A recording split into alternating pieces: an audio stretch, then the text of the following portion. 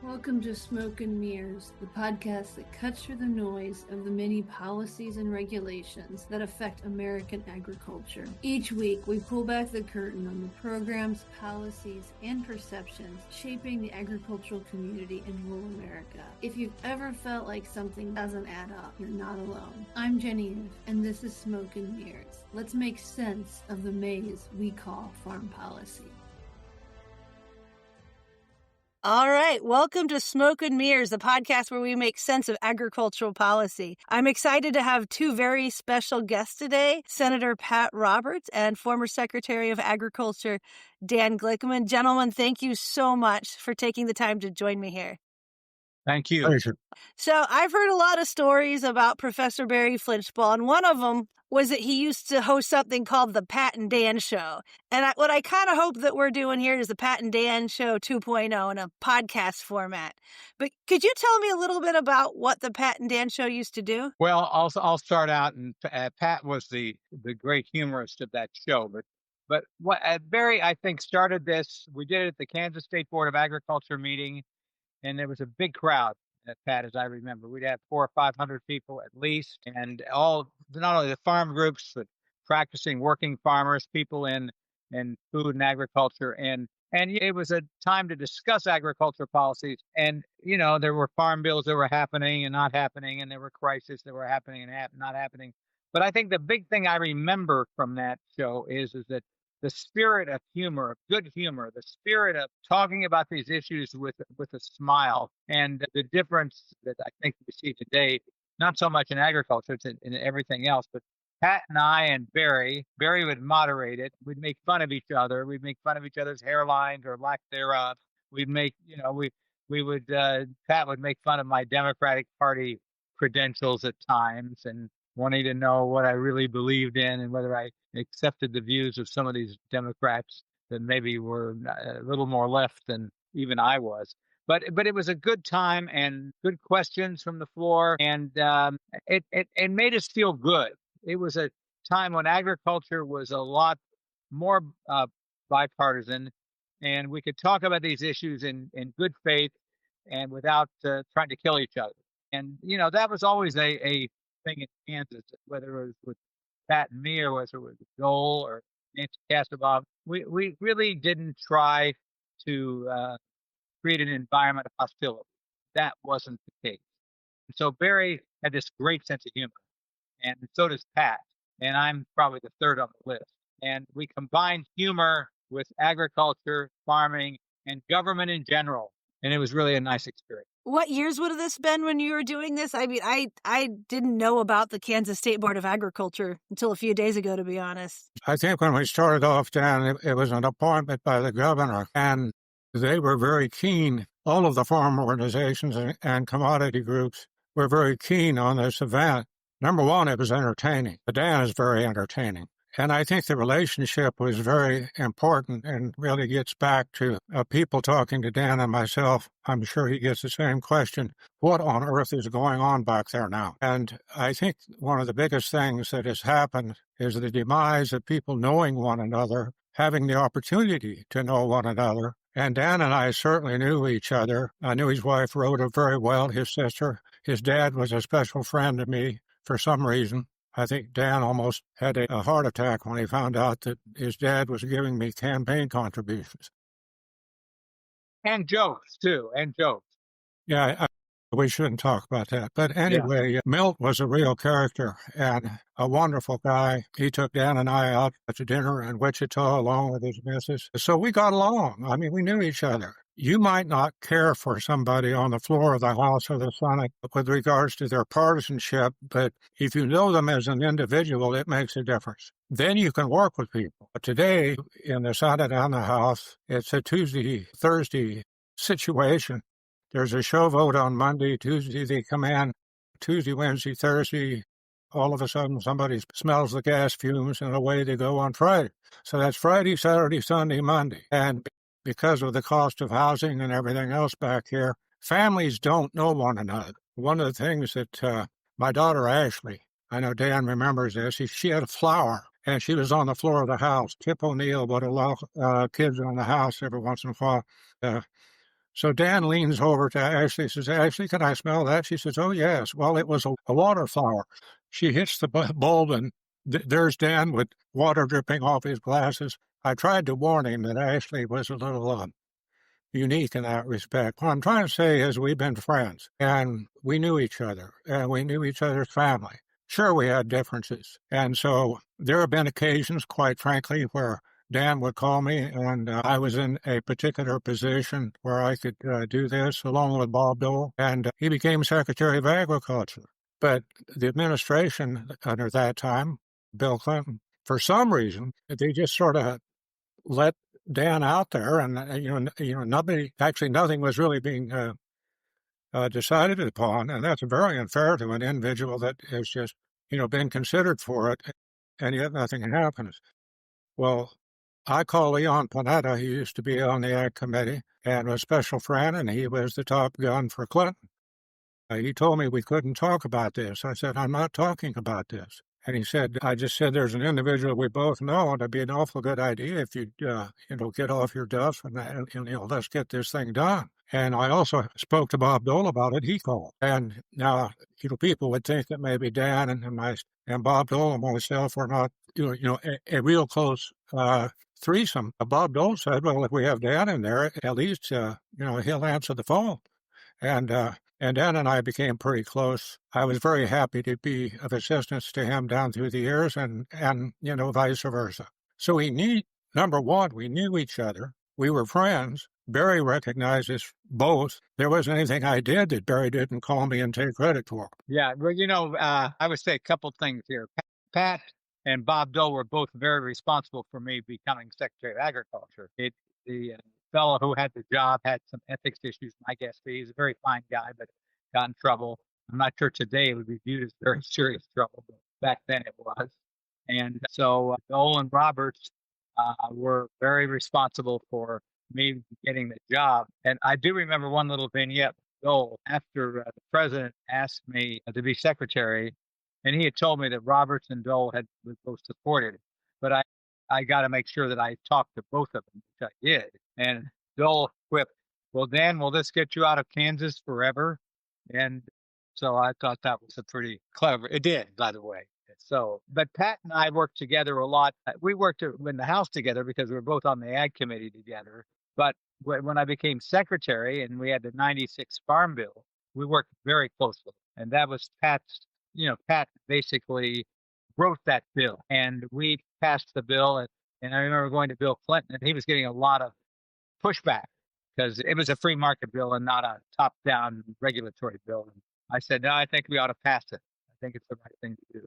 But it was the Roberts bill. It's called the farm. It was Frank Carlson who told me, in terms of advice, Senator Frank Carlson served in the House, was governor at a state level, and then was a wonderful senator. He and Billy Graham and Conrad Hilton, somebody named Eisenhower, and Frank Carlson started the prayer breakfast on both the House and Senate, and then all throughout various agencies. Still, folks are still meeting. People don't know that, and that was an awfully good endeavor. Anyway, he was my boss, and part just with advice and counsel. So there again, people knew one another. He was the reason I got to be his chief of staff. His chief of staff was nominated by LBJ, Lyndon Johnson, and he asked Senator Frank if his top gun, George Stafford, would consider being chairman of the Interstate Commerce Commission. And, of course, George wanted that, and so the place was open. I was out in Arizona. I had a little newspaper. I was teaching school. I was doing all sorts of things. And so I came back, and that was really the start of my career. But the real reason that we got to freedom to farm and not a regular farm bill was that John Kasich was the budget chairman, and he wouldn't give me any money. And we were spending, what, Dan, maybe 16 billion, 17, around in there someplace. Now it's a lot more than that, but it was a situation where he gave me $9 billion, which is one half of what I needed. So I'm sitting out there in Dodge City talking to the wheat growers, and they're talking all sorts of things, increase the loan rates, increase that, increase this. It was a very complicated farm bill. dating clear back to the FDR days. And Leon Torline is a great farmer out west. He has since passed, but he stood up and said, wait a minute. He says, Roberts, tell me, why can't we just give me the ability to farm my own farm? Just give me the freedom to farm. And a little light bulb went off in my head, and I said, freedom to farm. That's got a ring to it. So we simply divided up the money that we had, and they came forth every year in direct payments. All the rest of the Farm Bill, which was very, very detailed and all sorts of past things that would happen that always involved a lot of regulations and things like that. And we just cleaned all that out, and it became freedom to farm. That's still the case. Farmers can still plant what they want to plant according to the market. Heretofore, they planted for the government.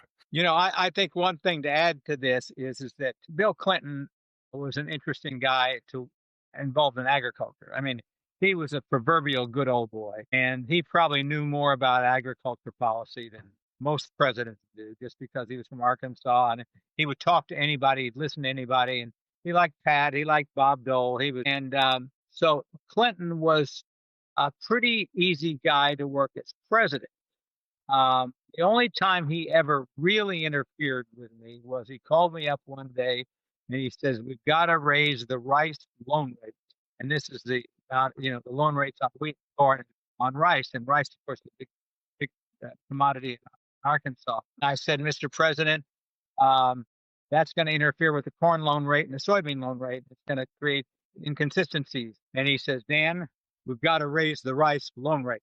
And so guess what we did? We raised the rice loan rate. And that was, but for the most part, I would have to say, in addition to our relationship, certainly while I was secretary, Clinton made it actually pretty easy to deal with agriculture policy in government. He knew the program, and it makes a big difference, to be honest with you. If you have presidents who are not engaged, they rely on their secretaries almost exclusively, it's probably not as healthy for agriculture. So could you give me some specific examples of how knowing each other, about how having relationships helped pass, say, part of a farm bill, maybe some of the legislation around crop insurance? Dan, the senator from Nebraska, who was a Medal of Honor winner, Bob's his first name. Bob Kerry.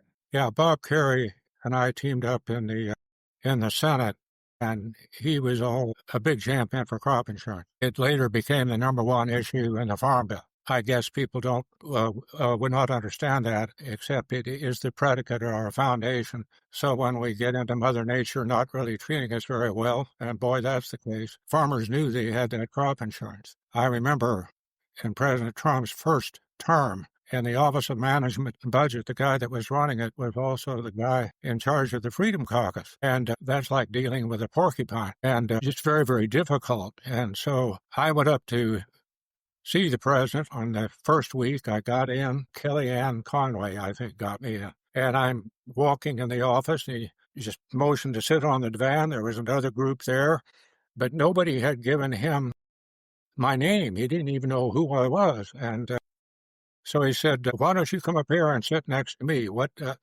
is your problem for today? I said, Mr. President, you have a cut in the crop insurance program with regards to the Farm Bill. That's the number one issue in farm country. You may not know that. Secondly, this is just your budget, and I hate to be the bearer of bad news, but it's not going anywhere. It is a statement of purpose. As such, both sides scour this budget for political commentary. Republicans, of course, would take on something they did not agree with. Democrats just the same way. And if you're messing with crop insurance, you're off to a bad start, and it's all for naught anyway. It's just a statement, a political statement. When the budget comes in, it comes in over the transom, and we take a look at it, and we throw it back out. He didn't like to hear any of that, but it was rather educational for him. And I added on at the same time that you were always commenting about the support you got from the Northeast and the workers and the steel industry and the unions. And I said, listen, farmers and ranchers and growers not only danced with you, we took you home. And you're just going to give my friends across the aisle a great big issue if you do this. So he doesn't pick up the phone. He just hits a button. And who was the OMB guy? I think his name was Mike something. I forgot who it was during the Well, Trump. he was a big guy in the Freedom Caucus. Yeah. I think he had to quit, and he became ambassador over to Ireland or something. I can't remember. But anyway, he and I had gone back and forth within the Republican Party about his lack of support for, agriculture. So the president, he says, yes, sir. He says, Mayor, yes, sir. We got, and he still didn't know who I was. And he said, we've got farm guy here. And he points out that we should not cut crop insurance. And, of course, Mick knew exactly who I was. But at any rate, he said, well, sir, we're not cutting crop insurance. We're reforming it. At that particular time, I knew I had to make my point. So I said, Mr. President, what your director here has indicated is just reform is a lot like what we have in the Dodge City feedlots. And he laughed at that. He says, Mick, don't cut crop insurance. Boom. Well, a lot of things happen like that by happenstance. But Dan was in a key position being the Secretary of Agriculture. Bob Dole's Bob Dole in charge of everything. And me, I was the new chairman of the Ag Committee. So we were really in the catbird seat in terms of policy. I don't know if all that story makes sense to you or not, but there you go. Well, I would just make, Jenny, I'd make this point that Pat goes to the president. So if you look at the demographics, the political demographics of America, in large part, small town, rural America, farmers, they're the ones that did carry the president through. I mean, if you look at western Kansas counties, Pat, I assume that Finney County and Hodgman County, these counties went 6-1 for Trump, 5-1, 7-1.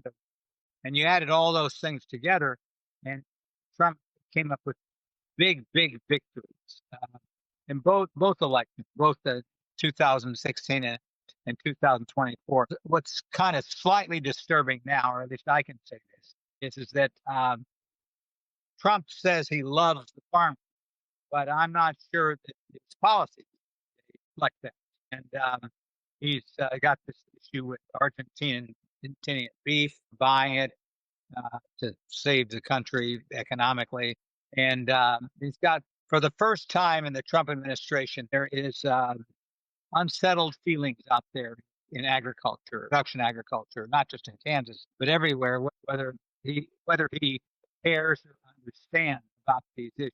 And, I think he knows enough to know that political demographics are so critical for him and for Republicans in general. But this is a growing problem for him. This is just something to think about as we talk about farming and agriculture programs. And then when you have a Congress that's so tightly divided, 2 votes difference in the House and 3 votes difference in the Senate, and can't get anything done on anything. I'm thinking about a farm bill. How long has it been since we've had a farm bill? 4 years? 3 years? 2018. It's 5 years, 6 years. And therefore, a president has to engage to get these things done. I just don't see a lot of that myself. Dan is exactly right. I might point out one of the expected duties that you have if you have the privilege of representing the big first district. We had 66 counties. It's bigger than most states. And it would take us about 2.5 weeks and over 2,000 miles every summer. All those listening tours, you had to keep in touch and sit on the wagon tongue with farmers and just listen. And if you just listen, and not, pontificate on some very difficult program to understand. It was a wonderful thing that I got into seeing, because every time he met with farmers, and I kept telling him, meet with farmers. And that's when we got hit with his use of tariffs, especially with China and especially with soybeans. And at any rate, we came up with a plan that said, okay, we're going to take money out of the Commodity Credit Corporation, and we're going to pay farmers the difference between the price before the tariff hit and then after the tariff hit. Quite frankly, that was my staff and myself, and I asked around whether or not that would work, but everybody said, well, we can't afford it. And I said, don't worry. Way back in the day, Jamie Whitten started this whole thing with the Commodity Credit Corporation. All it is a rainy day fund for farmers. But it's off budget. I don't know how he ever did that, but he did. I remember a certain secretary who went to Iowa and paid farmers for out-of-condition grain when a vice president or a presidential candidate was coming to Iowa. I don't know who that might have been, but at any rate, and I was kidding Kiki de la Garza and a wonderful friend. You paid farmer for out-of-condition grain? How did that happen? Well, it happened because Al Gore was going to Iowa.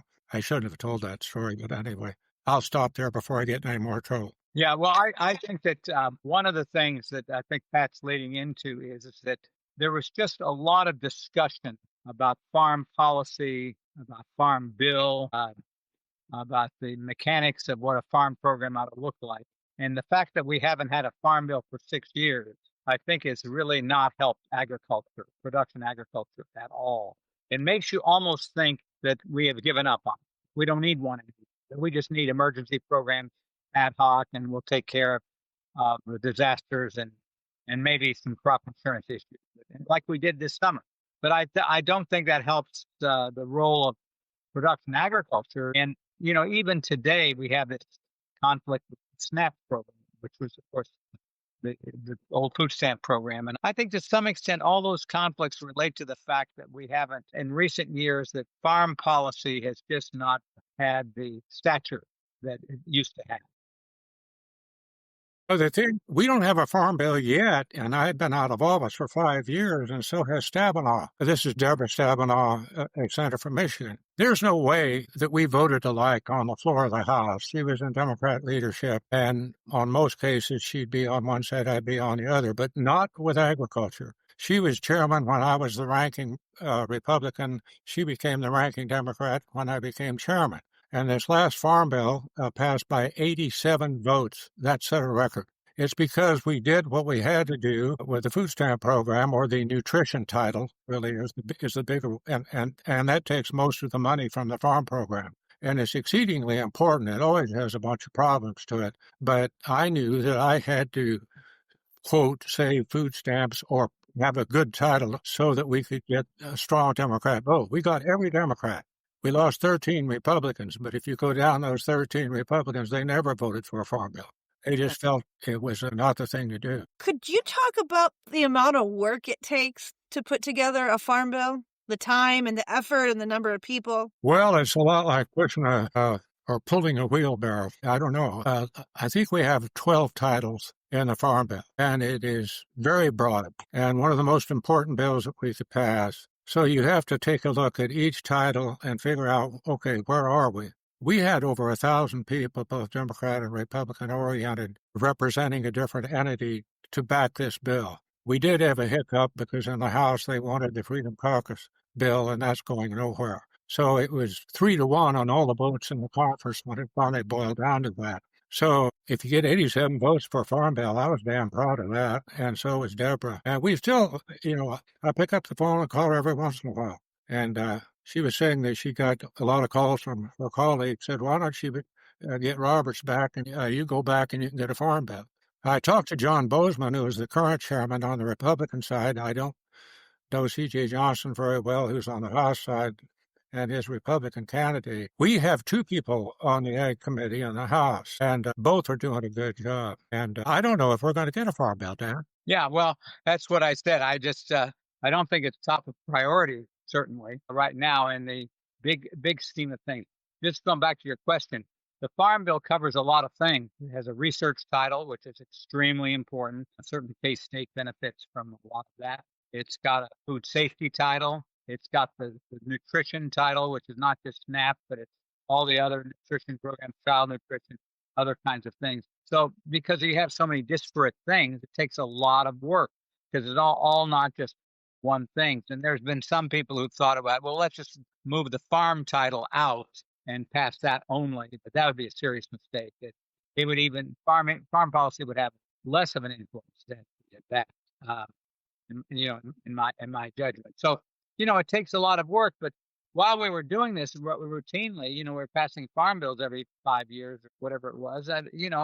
People did get together and they worked together and they got the stuff done. And then something happened. I don't know what the precipitating event was, Pat. Whether it was the Gingrich years or whether it was the Trump years or what, but it just lost its initiative.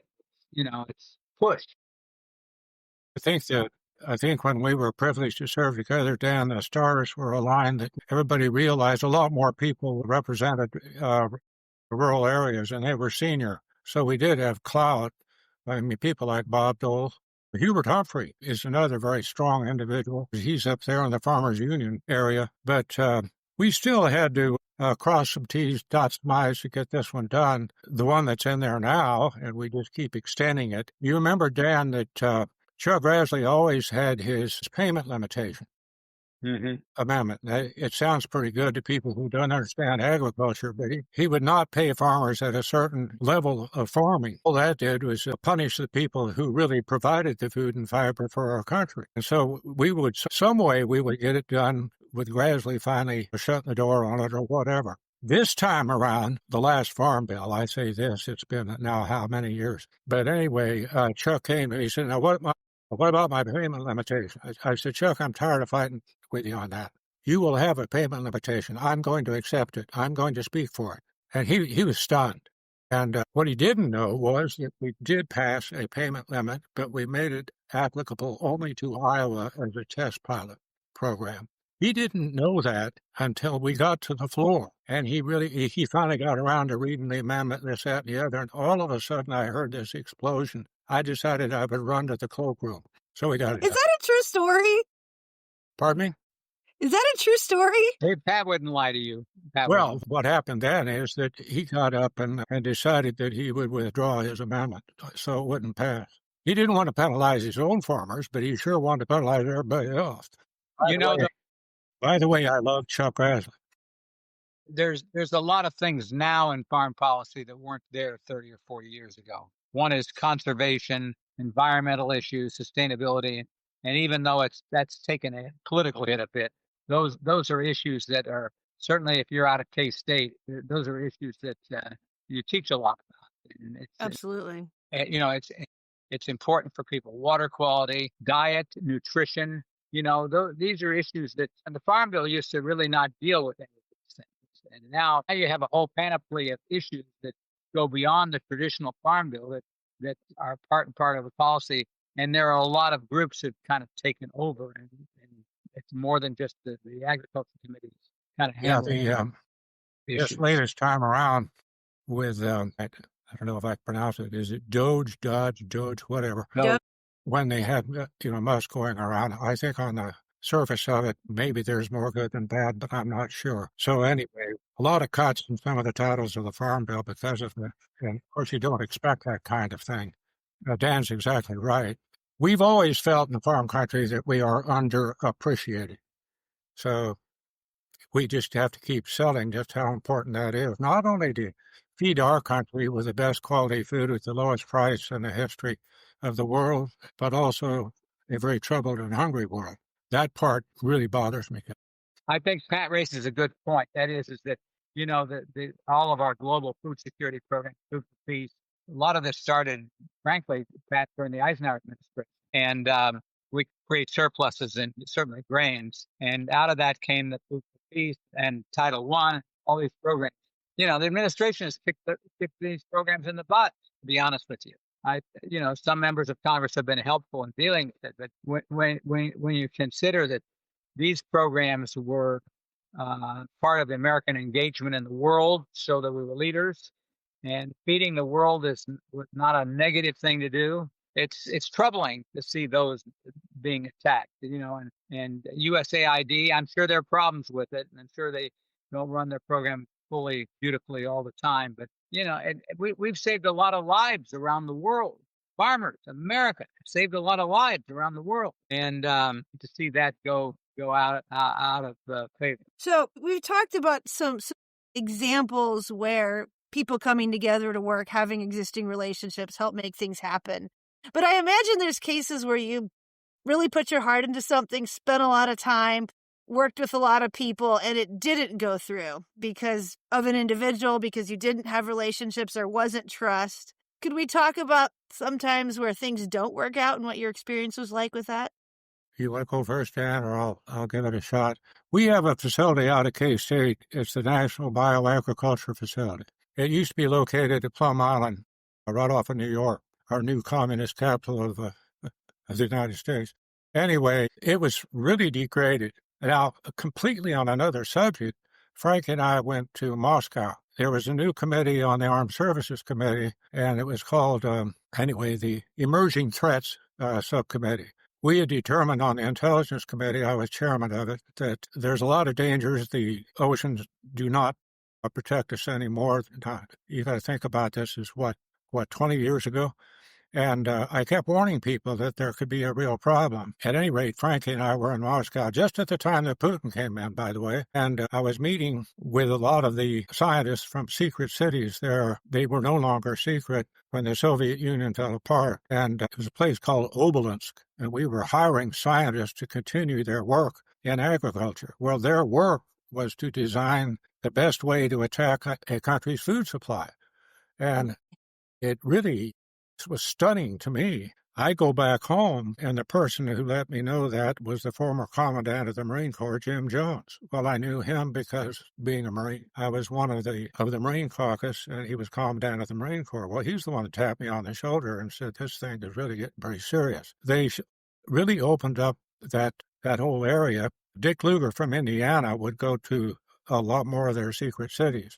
But they had the capability to really take away a country's food supply. And it's just not 1 year. I mean, we're talking about sheer destruction. In talking to Kansas State University and John Weefald, and talking with Governor Sebelius in Kansas and the state legislature, and we decided that K-State would be an excellent choice. There was some opposition to it, but not a lot. We were able to win that bid, even with Texas. It would have to be Texas, of course. But we outbid them, and they adjourned sine die, and they had more money than we did. We adjourned, but we didn't go sine die, and we just upped by $1,000 or something. And so we have NBAF. So there's NBAF sitting out there. It is agriculture, but it also allegedly protects us with regards to our food supply.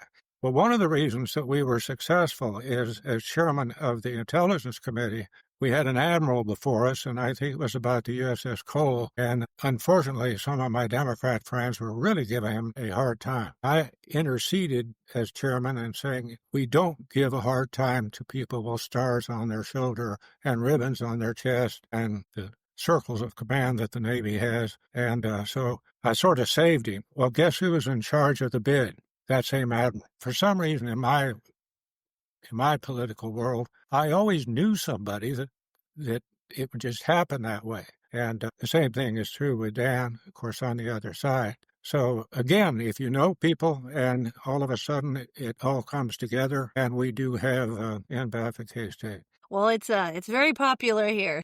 Yeah, and Barry Flinchbaugh had a lot to do with that, too, as well. We lost Secretary Glickman for the time being. I was going to ask if you two ever had a major disagreement, but I don't know if we can talk about that without him here. I don't see my buddy up there. I'm getting nervous. He said his phone heated up, so he's trying to work with that. I think it's a pretty sunny day there. So one of the sort of the questions I was going to end on, I guess we could just go to that and see if he can't get back online. But what do you see happening right now that's potentially positive in terms of people building up the relationships that they need to, pass important policy in a world where, there's always going to be political differences?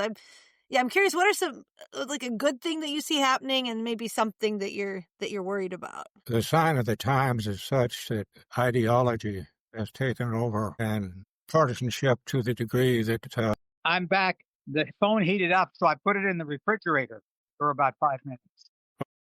So it just shows you that I have to be creative and imaginative. Okay. I was getting the question by Jenny goes back to the basic problem we're having, and that is not getting along and getting any bipartisan support, and try to think of an example that works. But I think for better, for worse, in the Congress is simply a reflection of the people in our country. And we are so balkanized and so at odds with each other. And not only a rhetoric that is really off the charts, but there's no real respect. I always thought that the House floor was someplace that you just did not go off the deep end, and the Senate now as well. But if you look at what's happening in the country, the Congress is an accurate reflection of that. That's very worrisome. Our country is going to be 250 here I remember there was a quote from some British historian that said a democracy cannot exist for more than 200 years. We're at that place right now, and I'm very fearful of it. But of course, people have said that down through the years, and we always pull together and end result. I hope that's the case. Yeah, I would just add that the fact that the margins are just so close in the House and the Senate, there's just no room for error at all. And I think that plays a role in this as well. It's hard to get things done when you're almost in a totally divided government.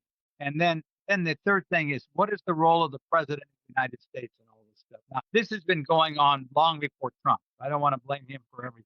We've had this divided government and divisions have occurred for a very long time. I guess I can say this without getting smashed. We need people of good character in government.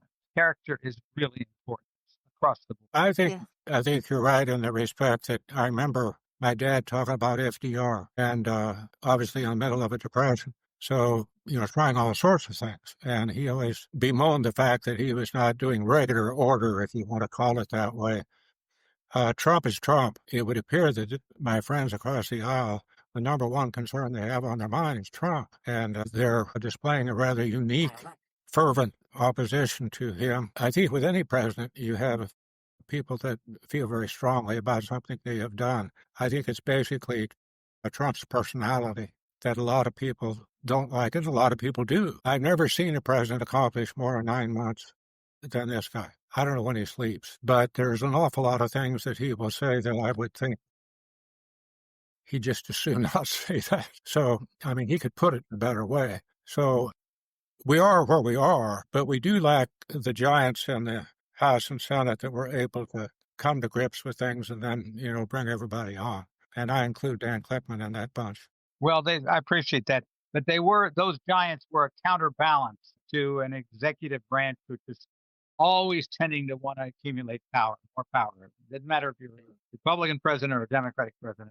And it really takes statesmanship and leadership in the Congress. After all, we were the Article 1 institution of government.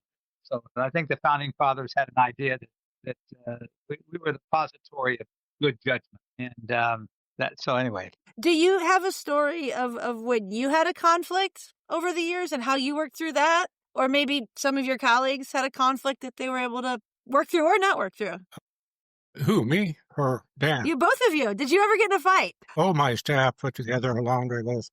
My staff got, number one, politics is not an I business. Politics is a we business. And you got to have support, from back home. Either they initiate it or you think it's the thing to do. So I had great staff. Dan had good staff.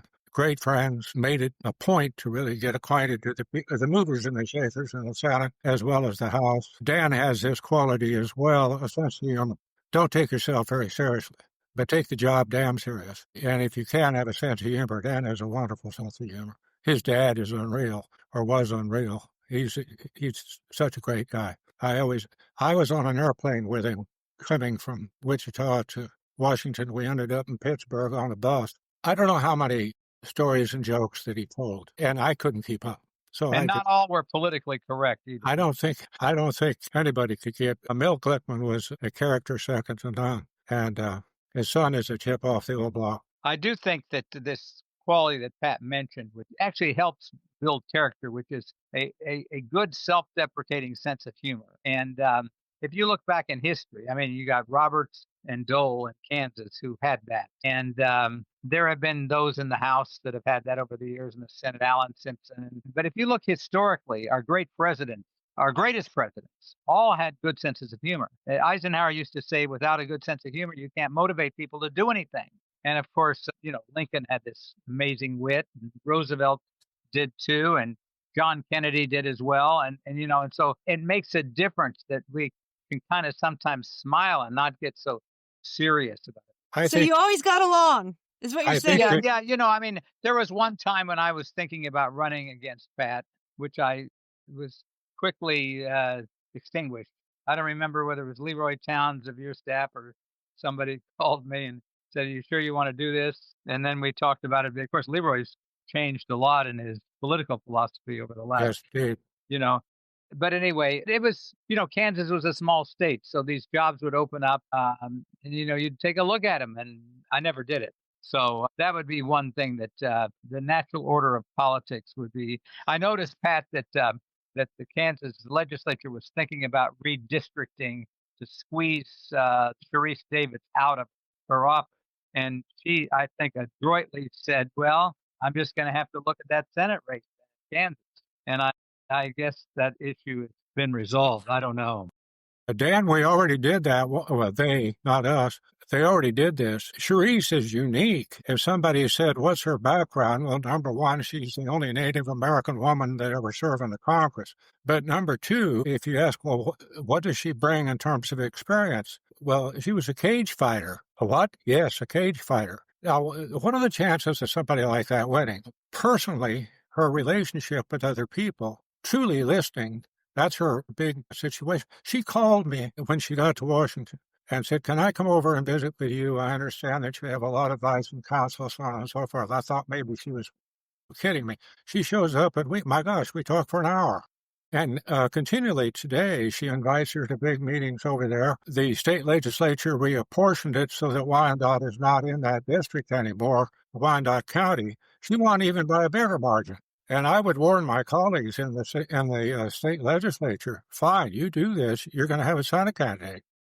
Yeah, no, absolutely. This is the example of how politics, the worst part of politics, you're seeing this happen all over the country where states are redistricting to try to squeeze both parties out. But they tried it in Kansas, and then they just capitulated. They knew that it wasn't going to work. Dan is really hitting on something important. Where's the discipline? Who has the discipline? You go Tip O'Neill, Jim Wright, so on and so forth, speakers over in the House, and then Gingrich. But back in my dad's day, my dad was national chairman for Eisenhower of the Republican Party. So the word came down from the president, and it came down to the national chairman on both sides. And then it came down to the individual state and the individual county. I mean, you had a tremendous organization on both sides. Of course, you have some real big-time bosses, too, from the big city areas, and you see that today. But today, there's no discipline. I mean, it's sort of like everybody for their own, And it's a sad thing to say. Anyway, that's that. Yeah. Well, we're getting to the end of our time, and I do want to end on a positive note. So some of my listeners are like me. They work in policy education and research, but, you also have producers, people who work for agribusinesses and others. And what do you think is something positive that we could focus on that's happening, maybe not in D.C., but outside, about the institutions and the relationships and everything that you need to make good policy? Well, I would say that one of the positive things is there's this great talent pool of younger people. And it's just so impressive when you meet people in college, even in high school, but in college and getting out of college. And they're not afflicted very much by the nonsense that's going on. And they're serious, and they want to do the right thing and make the country better. And I think that is one thing that gives me still a lot of hope. Well, I think I used to tell people that would come back for a visit, I think Dan probably did the same thing. I would refer to it, I would remind them that this is their capital. It is not mine. It's not Bob Dole's, not Nancy Kassebaum. It's not even Dan Clinton. But it's you, and I would point at them and say, I want you to be active. I want you to get involved. It can be local, county, state, whatever you would like to do. And the door's wide open. There's a ladder out there. You can climb as far as you want. Today, it seems to me that ladder's gone, and there's a lot of people just expect that somebody owes them something. I'm impressed. I didn't know that much about Charlie Kirk, but I'm impressed to realize how many people he has involved. In some ways, I don't know, I'm not comparing Charlie Kirk with Mr. Mondami up in New York, but there's a lot of interest by young people today, and that's a good thing if we can steer it in the right direction and conduct ourselves at least with some degree of common sense and treating the other guy the right way. I'd just add one thing. I'm on the board of this Foundation for Food and Agriculture Research. I think, Pat, you had something to get me on there years ago.